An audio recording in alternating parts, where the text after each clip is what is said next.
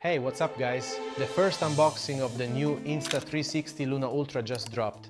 And honestly, before you spend nearly $800 on this camera, you'll want to see if it's actually the one you need. So in this video, we're going through what's in the box, the specs, how it compares to the upcoming DJI Pocket 4 Pro when it's coming out, and ultimately if it's the right camera for you. So let's start with the unboxing. In this early unboxing, it looks like a pretty standard pack. Just the camera, a carrying bag, and a protective case, kind of like what the DJI Pocket cameras come with. And this is clearly the base version. Knowing Insta360, there's probably a bigger combo coming too, with extras like a mini tripod and maybe some filters. We'll know the full kit list once it actually launches. The camera comes in black or white, and you'll spot the Leica branding right on the front of the box. This makes it feel a premium instead of a cheap pocket camera. The build looks very solid, and the handles got a textured grip.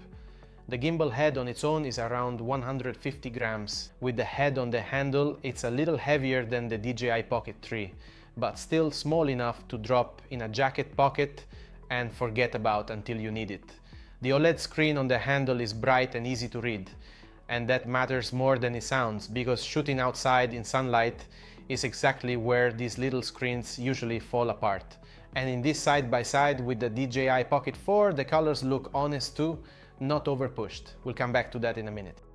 Honestly, the coolest part of this camera isn't the zoom lens, it's the twist-modular design. The head pops off the handle in about a second, and it just keeps recording, so you can stick the camera somewhere, even far away, and still control it from a distance. Then you twist it back on, and it picks right back up.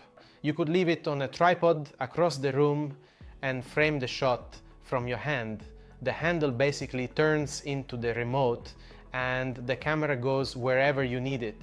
I love pocket cameras like this because of how little you have to think about them. You can just wear it and keep walking, and it's filming the whole time. For travel or filming your day, that's everything. When the camera isn't a hassle, you just shoot way more. Before we get into the specs, please leave a like and subscribe. It really helps the channel. Thank you. Now, let's take a closer look at the specs. The Ultra version is a dual lens setup.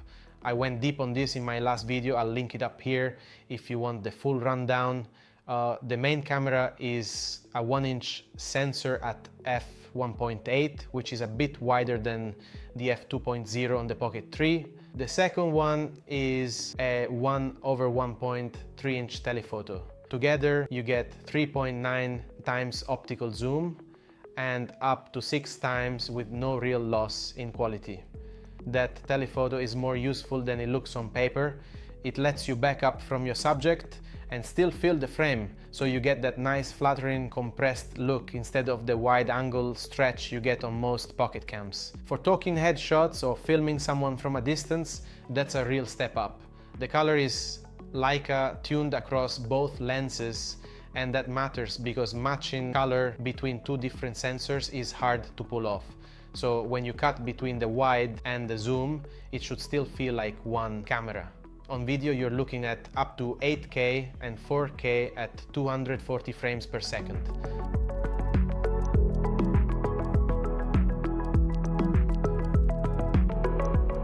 Plus 14 stops of dynamic range and 10-bit iLog, so you've got room to play with in post.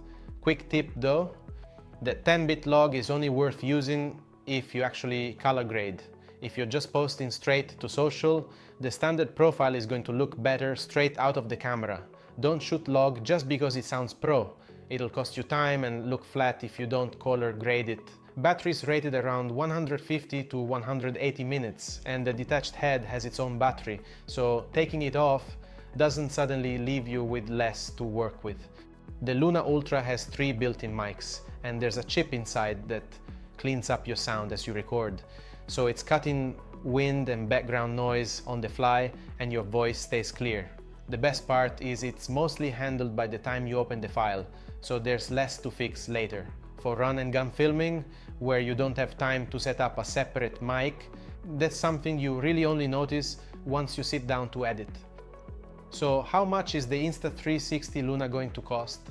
The Luna Ultra, the dual lens model, is around $780 for the body and about $900 for the full bundle. The single lens Luna Pro should be a lot more affordable, somewhere around $500 to $550. Now compare that to DJI. The standard Pocket 4 is $499 or $649 for the creator combo. And the dual lens Pocket 4 Pro should be around $700. So it's actually cheaper than the $780 Luna Ultra body. But here's where it gets messy, the whole DJI Ban situation. We still don't know if the Pocket 4 Pro is even officially coming to the US. Right now, you can't buy the DJI Pocket 4 or the Pocket 4 Pro straight from DJI or Amazon. You can only get them through third-party sellers. I'll drop a link below here. That's because DJI got added to the FC covered list back in December, which basically cut off the normal US retail route. Insta360 is in a totally different spot. Their cameras aren't on that list, and earlier this year they won a big US ITC ruling that lets them keep importing and selling here normally. So the Luna should be on US shelves the day it ships. And for a US buyer, that's a real difference. Paying maybe $100 more for the Luna could save you the whole headache of importing, plus you actually get US warranty support. So the price gap isn't really just about specs. If you're outside the US, none of this really matters. Both cameras will be easy to get pretty much everywhere else once they drop.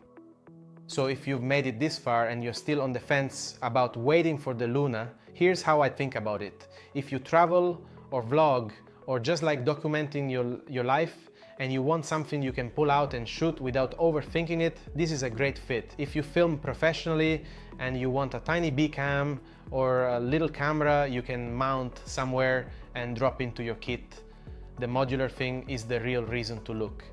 And if it's your first proper camera and you've been waiting for one that does both wide and zoom, this is a solid place to start. Where I'd slow down is if you already own a DJI Pocket 3 or 4.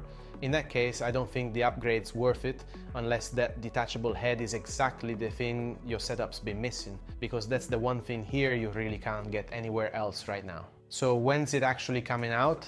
The global launch is almost certainly in June, probably the first half. I'll keep you posted right here, so subscribe if you want to stay in the loop. And if this video hits 1000 likes, I'll do a full in-depth review of the Luna Ultra the second it drops. I'll catch you in the next one.